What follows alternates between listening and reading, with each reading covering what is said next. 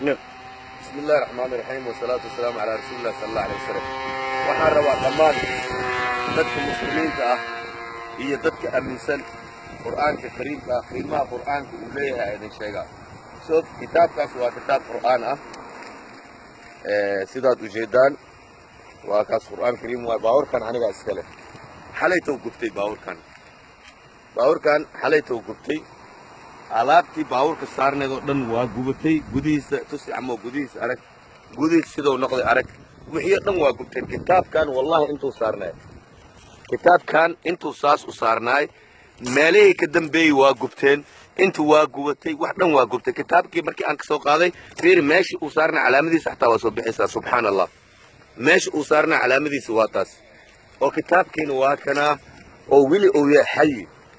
kitaabki xayi waa wax ka gubtay oo ilaahay oonta ma jirto marka ilaahay subxaanahu wa tacaala markuu dhahay innaa naxnu nazzalna dikra wa innaa lahu laxaafiduun ilaahay wuxuu yidhi qur'aankaas annagaa soo dejinay annagaan xafideen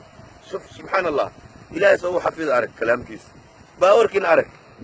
baawarkii arag waraaqii kale arag wixii kale arag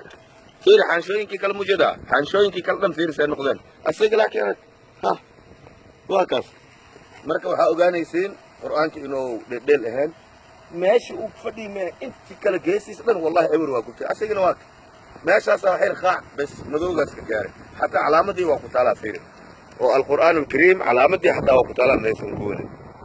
marka sidaas waxaa la soconaysiin in uu qur'aanka kariimka uu ahayn wax dhedhela wasalaamu calaykum waraxmatullaahi wabarakatu